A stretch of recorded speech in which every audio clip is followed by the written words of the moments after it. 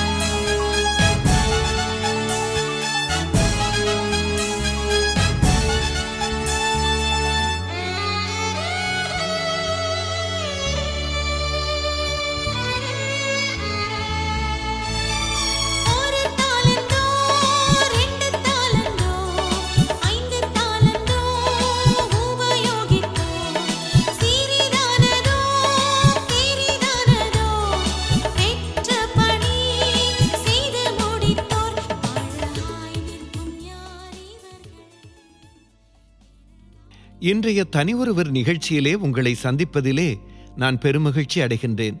அன்பானவர்களே, எங்களது கடந்த பாடங்களில் யாக்கோபின் 12 மகன்களில் 11ஆவதாயிருந்த யோசேப்பை பற்றி அறிய ஆரம்பித்தோம். நாம் கற்றுக்கொண்டபடி யோசேப்பின் மூத்த சகோதரர்கள் அவன் கண்ட கனவின் காரணமாக அவனை வெறுத்து துன்புறுத்தினார்கள். அவர்கள் அவன் மேல் கொண்ட பொறாமையினாலும் கோபத்தினாலும் இஸ்மவேலின் சந்ததியினராக இருந்த பயணிக்கும் வியாபாரிகளுக்கு அடிமையாக விற்று போட்டார்கள். இஸ்மவேலோ யோசேப்பை எகிப்துக்கு அழைத்துச் சென்று ராஜாவான பார்வோனின் அதிகாரிக்கு விற்றுவிட்டான். அவன் ஆண்டவரோடு நடந்தால் யோசேப்பு மிகவும் அழகாக இருப்பான். இதன் நிமித்தமாக அவனுடைய எஜமானின் மனைவி அவனை அடைய விரும்பினாள். ஆனால் யோசேப்போ அவளை மறுத்து, நான் எப்படி ஆண்டவருக்கு விரோதமாய் இவ்வளவு பெரிய துன்மார்க்கத்தை செய்ய முடியும் என்றார். யோசேப்பு அவளுடன் விபச்சாரம் செய்ய மறுத்தபோது அந்த பெண் அவனுக்கு விரோதமாய் பேசினாள். பாவத்தின் விளைவான இன்பங்களை அனுமதிப்பதை விட சிறையில் அடைக்கப்படுவதை யோசேப்பு விரும்பினான். யோசேப்புடைய வாழ்க்கையில் ஆண்டவரே முதன்மையானவராக இருந்தார். 2 ஆண்டுகளாக யோசேப்பு நிலவறைக்குள் சிறையிருந்த போதிலும் ஆண்டவர் அவனை மறக்கவில்லை. 2 வருஷம் சென்றபின் பார்வோன் ஒரு சொப்பனம் காண்கின்றான். அந்த சொப்பனம் அவனை மிகவும் சஞ்சலப்படுத்தியது. அதற்கான அர்த்தத்தை எகிப்தில் உள்ள சகல மந்திரவாதிகளாலும் சகல சாஸ்திரிகளாலும் பார்வோனுக்கு சொல்லக்கூடாமல் போயிற்று. பின்பு பார்வோன் யோசேப்பை பற்றி அவருடைய பான பாத்திரக்காரரின் தலைவன் மூலமாய் அறிந்து கொண்டு பார்வோன் யோசேப்பை அழைப்பித்தார். யோசேப்பு பார்வோன் கண்ட கனவின் அர்த்தத்தை மட்டுமல்லாது அந்த கனவின்படி தேசத்தை பஞ்சத்திலிருந்து எவ்வாறு பாதுகாப்பது என்பதையும் கூறினான். யோசேப்பினுடைய தீர்வு பார்வோனுடைய பார்வைக்கும் அவன் ஊழியக்காரர் எல்லாருடைய பார்வைக்கும் நன்றாக கண்டது. அன்பானவர்களே, இந்த பகுதியை நாம் கடந்த பாடத்தில் அவதானித்தோம். இப்பொழுது கதையின் மிகுதி பகுதியை பார்க்கலாம். நாம் தொடர்ந்து ஆதியாகமம் 41ஆம் அதிகாரம் 38ஆம் வசனம் தொடக்கம் 49ஆம் வசனம் வரை வாசிக்க கேட்போம். அப்பொழுது பார்வோன் தன் ஊழியக்காரரை நோக்கி, தேவ ஆவியை பெற்ற இந்த மனுஷனைப் போல வேறொருவன் உண்டோ என்றான். பின்பு பார்வோன் யோசேப்பை நோக்கி, தேவன் இவை எல்லாவற்றையும் உனக்கு வெளிப்படுத்தியிருக்கிறபடியால் உன்னைப் போல விவேகமும் ஞானம் உள்ளவன் வேறொருவனும் இல்லை. நீ என் அரண்மனைக்கு அதிகாரியாய் இருப்பாய். உன் வாக்கின்படியே என் ஜனங்கள் எல்லோரும் அடங்கி நடக்க கடவர்கள். சிங்காசனத்தில் மாத்திரம் உன்னிலும் நான் பெரியவனாயிருப்பேன் என்றான். பின்னும் பார்வோன் யோசேப்பை நோக்கி, பார், எகிப்து தேசம் முழுமைக்கும் உன்னை அதிகாரியாக்கினேன் என்று சொல்லி பார்வோன் தன் கையில் போட்டிருந்த தன் முத்திரை மோதிரத்தை கழற்றி அதை யோசேப்பின் கையிலே போட்டு மெல்லிய வஸ்திரங்களை அவனுக்கு உடுத்தி பொன் சரப்பணியை அவன் கழுத்திலே தரித்து தன்னுடைய 2ஆம் ரதத்தின் மேல் அவனை ஏற்றி திண்டனிட்டு பணியுங்கள் என்று அவனுக்கு முன்பாக கூறுவித்து எகிப்து தேசம் முழுமைக்கும் அவனை அதிகாரியாக்கினான். பின்னும் பார்வோன் யோசேப்பை நோக்கி, நான் பார்வோன், ஆனாலும் எகிப்து தேசத்தில் உள்ளவர்களில் ஒருவனும் உன் உத்தரவில்லாமல் தன் கையையாவது தன் காலையாவது அசைக்கக்கூடாது என்றான். மேலும் பார்வோன் யோசேப்புக்கு சாப்நாத் பன்னேயா என்கிற பெயரையிட்டு ஓன் பட்டணத்து ஆசாரியனாகிய போத்திபிராவின் குமாரத்தியாகிய ஆஸ்நாத்ரி அவனுக்கு மனைவியாக கொடுத்தான். யோசேப்பு எகிப்து தேசத்தை சுற்றி பார்க்கும்படி புறப்பட்டான். யோசேப்பு எகிப்தின் ராஜாவாகிய பார்வோனுக்கு முன்பாக நிற்கும்போது 30 வயதாயிருந்தான். யோசேப்பு பார்வோனுடைய சந்நிதியிலிருந்து புறப்பட்டு எகிப்து தேசமெங்கும் போய் சுற்றி பார்த்தான். பரிபூரணமுள்ள 7 வருஷங்களிலும் பூமி மிகுதியான பலனை கொடுத்தது. அவ்வேழு வருஷங்களில் எகிப்து தேசத்தில் விளைந்த தானியங்களையெல்லாம் அவன் சேர்த்து அந்த தானியங்களை பட்டணங்களில் கட்டி வைத்தான். அந்தந்த பட்டணத்தில் அதினதின் சுற்றுப்புறத்து தானியங்களை கட்டி வைத்தான்.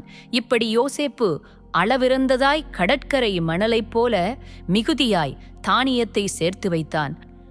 அது அளவுக்கு அடங்காததாயிருந்தது. எனக்கு அன்பானவர்களே, யோசேப்பு இகழப்பட்டான், புறக்கணிக்கப்பட்டான், தவறாக நடத்தப்பட்டான், சிறையில் அடைக்கப்பட்டான்.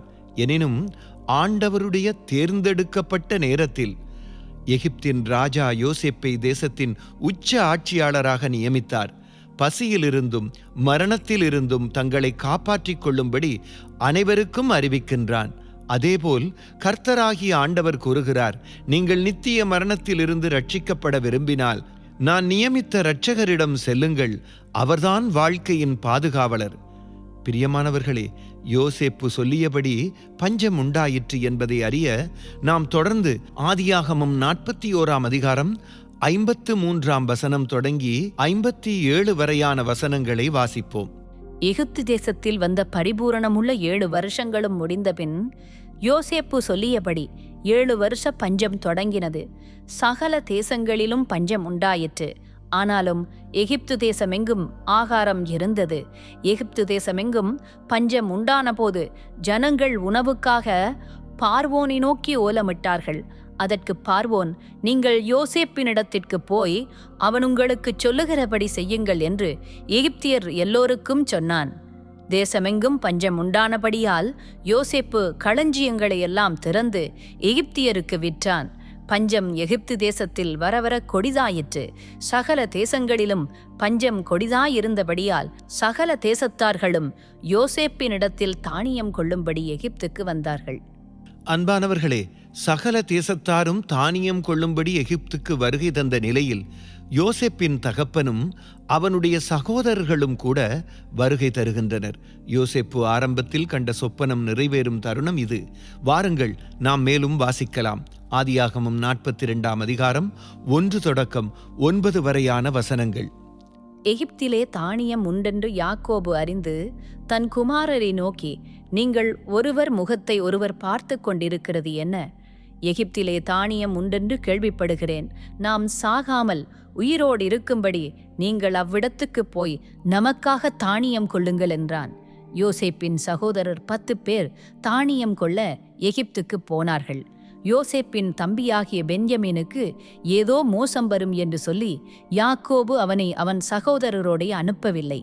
கானான் தேசத்திலே பஞ்சம் உண்டாயிருந்தபடியால் தானியம் கொள்ளப் போகிறவர்களுடனே கூட இஸ்ரவேலின் குமாரரும் போனார்கள். யோசேப்பு அத்தேசத்துக்கு அதிபதியாயிருந்து தேசத்தின் ஜனங்கள் யாவருக்கும் விற்றான். யோசேப்பின் சகோதரர் வந்து முகம் குப்புற தரையிலே விழுந்து அவனை வணங்கினார்கள். யோசேப்பு அவர்களை பார்த்து தன் சகோதரர் என்று அறிந்து கொண்டான். அறிந்தும் அறியாதவன் போல கடினமாய் அவர்களோடே பேசி, நீங்கள் எங்கே இருந்து வந்தீர்கள் என்று கேட்டான். அதற்கு அவர்கள், கானான் தேசத்திலிருந்து தானியம் கொள்ள வந்தோம் என்றார்கள். யோசேப்பு அவர்களை தன் சகோதரர் என்று அறிந்தும் அவர்கள் அவனை அறியவில்லை.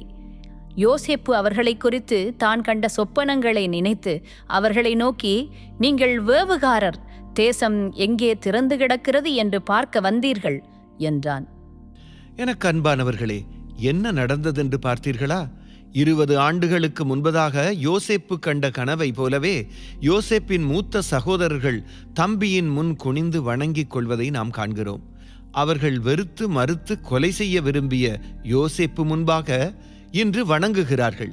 யோசேப்பு உடனடியாக தன்னுடைய சகோதரர்களை அடையாளம் கண்டு கொண்டான். ஆனால் அவர்களால் அவனை அடையாளம் காண முடியவில்லை. ஏனென்றால் அவர்கள் அவனை 20 ஆண்டுகளாக பார்க்கவில்லை. பிரியமானவர்களே, இன்றைய கதை என்ன? யோசேப்பு மற்றும் அவனுடைய சகோதரர்கள் மூலம் ஆண்டவர் நமக்கு என்ன கற்பிக்க விரும்புகிறார்? நானே பதிலையும் கூறிவிடுகின்றேன். யோசேப்பிற்கும் அவனுடைய சகோதரருக்கும் இடையில் என்ன நடந்தது என்பது உலக மீட்பருக்கும் ஆதாமின் சந்ததியினருக்கும் இடையில் என்ன நடக்கும் என்பதற்கான ஒரு எடுத்துக்காட்டு. அதனை எமக்கு ஆண்டவர் தெரியப்படுத்தவும் விரும்புகின்றார். நண்பர்களே, இன்றைய நிகழ்ச்சியில் ஒரு காரியத்தை மட்டும் நாம் நினைவில் வைப்போமானால் அது இந்த காரியமாக இருக்கட்டும். யோசேப்பின் வாழ்க்கை பூமிக்கு அனுப்புவதாக ஆண்டவர் வாக்குறுதி அளித்த மீட்பரின் நிழல் படமாகும். ஆச்சரியமாக யோசேப்பின் கதையில் குறைந்தது 100 நிகழ்வுகளும் கூற்றுகளும் உள்ளன. அவை யோசேப்பின் காலத்திற்கு பிறகு 1800 ஆண்டுகளுக்கு பின்பதாக பூமிக்கு வந்த மேசியாவின் கதைக்கு ஒத்ததாகும். வெளிப்படையாக 100 ஒப்பீடுகளை குறிப்பிட இந்த நிகழ்ச்சியில் நேரமில்லை என்பதால் 3ஐ மட்டும் குறிப்பிடுகின்றோம்.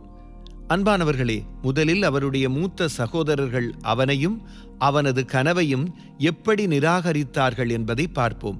அவர்கள் அவனை வெறுத்தார்கள், அவமதித்தார்கள், விற்றார்கள். ஆண்டவர் அனுப்பிய மீட்பருக்கும் இதேதான் நடந்தது. உலக மக்கள் இரட்சகரையும் அவருடைய செய்தியையும் நிராகரித்தனர். அவரை அவமதித்து துன்புறுத்துவது, விற்பது மற்றும் சிலுவையில் அறையப்படுவது அது முதலாவது பாடம். இப்பொழுது 2வது பாடத்தை பார்க்கலாம்.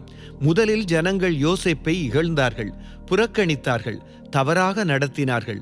அடுத்து சிறையில் அடைத்தார்கள். ஆண்டவருடைய தேர்ந்தெடுக்கப்பட்ட நேரத்தில் எகிப்தின் ராஜா யோசேப்பை தேசத்தின் உச்ச ஆட்சியாளராக நியமித்தார்.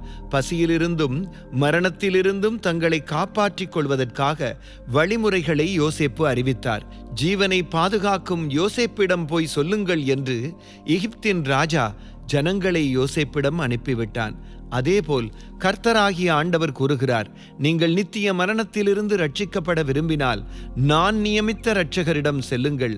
அவர்தான் வாழ்க்கையின் பாதுகாவலர். யோவான் 6ஆம் அதிகாரம் 35 மற்றும் 47 வசனங்கள் இவ்வாறு கூறுகின்றன. இயேசு அவர்களை நோக்கி, ஜீவ அப்பம் நானே. என்னிடத்தில் வருகிறவன் ஒரு காலும் பசியடையான். என்னிடத்தில் விசுவாசமாயிருக்கிறவன் ஒரு காலம் தாகமடையான். என்னிடத்தில் விசுவாசமாயிருக்கிறவனுக்கு நித்திய ஜீவன் உண்டென்று மெய்யாகவே மெய்யாகவே உங்களுக்கு சொல்லுகிறேன். அன்பானவர்களே, யோசேப்பிற்கும் மீட்பருக்கும் இடையிலான 3வது ஒப்பீடு ஒரு புனிதமான ஒன்றாகும். இறுதியில் யோசேப்பின் சகோதரர்கள் அவருடைய அதிகாரத்துக்கு அடிபணிகிறார்கள். அவர்கள் மறுத்து வெறுத்து மற்றும் அவமதித்த சகோதரனுக்கு முன்பதாக வணங்குவதை தவிர வேறு வழி இல்லை. அதேபோல் ஆண்டவருடைய வார்த்தையை இன்று வரை பலர் மறுத்து அவமதிக்கும் உலக மீட்பர் ஒரு நாள் உலகத்தை நியாயம் தீர்க்க திரும்பி வருவார், நீதியாக நியாயம் தீர்க்க திரும்பி வருவார் என்று அறிவிக்கின்றது. இந்த நாளில் உலக மக்கள் அனைவரும் அவருக்கு முன்பாக வணங்குவார்கள். இரட்சகராகவோ அல்லது அனைவருக்கும் நியாயாதிபதியாகவோ ஆண்டவரால் நியமிக்கப்பட்டவர் அவர் என்பதை அனைவரும் அறிவார்கள். செவிசாய்த்துக் கொண்டிருக்கும் எனக்கு அன்பானவர்களே, உங்களுக்கு எப்படி? நித்திய தீர்ப்பிலிருந்து உங்களை காப்பாற்ற ஆண்டவர் நியமித்த மீட்பருக்கு நீங்கள் உங்களை சமர்ப்பித்தீர்களா? அல்லது தாமதமாகும் வரை நீங்கள் காத்திருப்பீர்களா? எப்போது நீங்கள் அவருக்கு முன் வணங்க வேண்டிய கட்டாயத்தில் இருப்பீர்கள்? எங்களுடைய அடுத்த பாடத்தில் ஆண்டவருக்கு சித்தமானால் இந்த உணர்ச்சிபூர்வமான கதையை முடித்து யோசேப்பு தன்னை எவ்வாறு தன்னுடைய சகோதரர்களுக்கு தெரியப்படுத்தினான் என்பதை பார்ப்போம். அன்பு நேயர்களே, அடுத்த நிகழ்ச்சி வரை காத்திருங்கள். கர்த்தர் தாமே உங்கள் அனைவரையும் ஆசீர்வதிப்பாராக. நிகழ்ச்சி குறித்ததான உங்கள் கருத்துக்களை எழுதி அனுப்ப எங்கள் முகவரி TWR லங்கா, தபால் பெட்டி இலக்கம் 2, புத்தளம். TWR லங்கா, தபால் பெட்டி இலக்கம் 2, புத்தளம். மற்றும் வாட்ஸ்அப் மூலம் தொடர்பு கொள்ள இலக்கம் 0714 577634 0714 577634. தொடர்ந்து எங்களோடு இணைந்திருங்கள். பயனுள்ள இன்னுமோர் நிகழ்ச்சி உங்களுக்காக காத்திருக்கிறது.